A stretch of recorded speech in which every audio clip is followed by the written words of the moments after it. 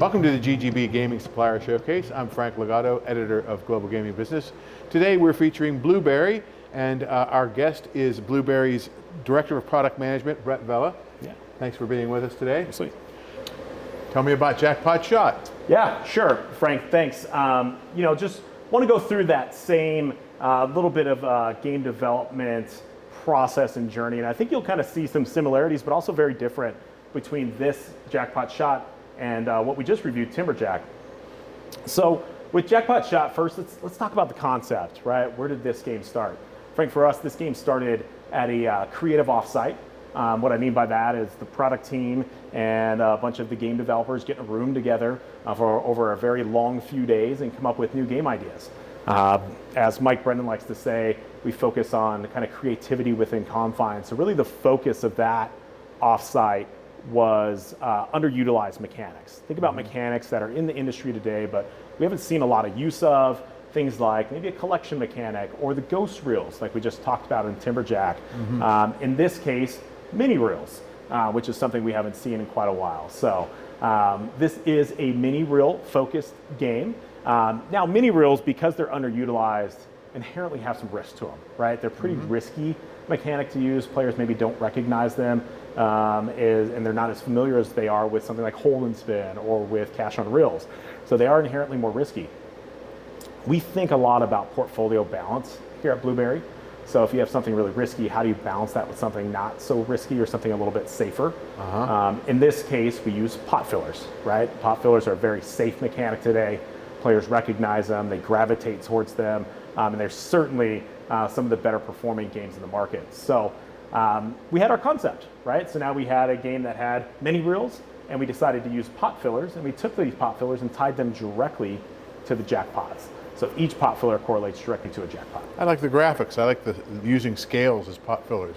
Yeah, Instead of a bear or a pig or a beaver. Exactly, right? Pot fillers can be so many different things, right? It's just something to create a little bit of tension. We thought the scales were certainly a great vessel for conveying that. So we have our concept. Now let's talk about some of the gate 4 magic, right? So Jackpot Shot, as we move to gate 4, you'll notice we got rid of some of those scales that you love, right? So we really, when we thought about gate 4 here, we showed this game at G2E last year again. We showed it a player focus group, and one of the things we really felt like was good was the math. We had a really good dialed-in math model. It's really high potential, it's punchy, and it gives the players a really great ride. What we didn't feel like we were doing a really good job at is presentation. So that's where we really wanted to focus our efforts. And one of the parts of the presentation was the focus itself. So when you have 5 of those scales, obviously it's a little bit harder to have focus. Sometimes that can lead to some pretty big cold states on the game, which may not be very attractive to a player walking by. With the 3, you get a lot more focus out of the game. From a player perspective, when you sit down and play this game, you have a little bit more ownership over these. You're feeling kind of your own progress in each one of these pots. And as that thing gets full, you're certainly going to sit there to get it to hit, right? We really focused on the mini reels, making the mini reels really the star of the show, right? So not only do the mini reels fill the pots for you in the game, they also have some pretty big prizes that they can award. And they can award any one of the jackpots just at random as well. So there's a lot of different opportunities and ways to win in Jackpot Shot. Are these mini reels going to spin? Yeah, let me get a few to spin for you. How about this though? I'll take you over to our newest version where I'll spin them off for you. Okay. So this is our newest version and the version that we are going to come to market with. And let me show you a little bit about how those mini reels work. So we'll kind of trigger those first here for you. They add a little sound. That's always a little more fun to play with. So you need 3 mini reels on any reel set, and those will spin off for you. So a few things can happen. You get these kind of digits build credit awards, right, where everything's kind of coming together. Or if you were to land a Maxi on a single line, you would win that jackpot that's associated to it, right? So a lot of ways to win, and pretty punchy too, with some of those double zeros that you can get in there, stuff like that there, right? You get some pretty punchy wins.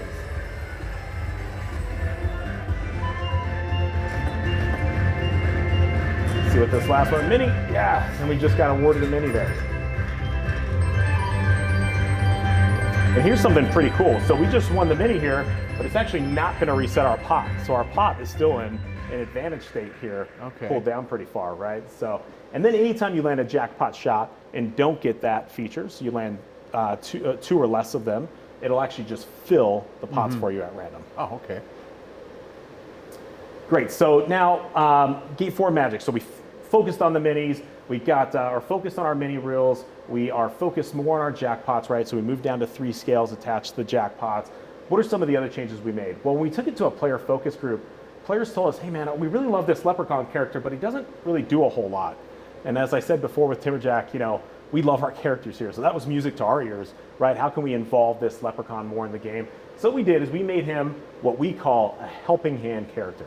So now what he can do is during any spin, he can actually Like pop the out. Like the devil in Devil Lock, right? Yeah, exactly right. So he can actually pop out and take a losing spin and turn it into a winner for you. He can do this in multiple ways. One of the ways he can jump out and make himself a symbol and get a big win that way. He can also take those mini reels we just saw and bump those into higher values for you. So added him in as a helping hand character. Now, can you win the 2 top jackpots on the mini reels? Is that how you win them? That's a good question. So there's actually multiple ways. So that's one of the ways. The other way that you can win it is actually through a wheel, a jackpot wheel. That's another one of our Gate 4 magic kind of final polishes we add. Let me show you what that looks like. In this case, we're going to win the middle one here. That's going to take us to our jackpot wheel. And now you're going to be able to spin off to get one of the 3 middle jackpots. Adds a little more excitement into hitting those middle ones, right? Think at minimum here, you're winning a Maxi, right? So you're pretty happy no matter what, but certainly rooting for those bigger ones. Come on. What would a wheel be without a little good tease, right? In this case, we got awarded Maxi. Great. So that is Jackpot Shot. Well, that's a very unique presentation and a unique combination of features that have worked in the past. And I think older players will recognize that feature because that's been on a few games for a long time now. Yeah. Okay, well, thank you very much for being on the Supplier Showcase today. Awesome. And thank you for watching. Thank you for joining us for the GGB Gaming Supplier Showcase, our exclusive look at the best products and services produced by vendors for the gaming, iGaming, and sports betting industries. For more information about the GGB Supplier Showcase, contact Terry Brady at tbrady@ggbmagazine.com.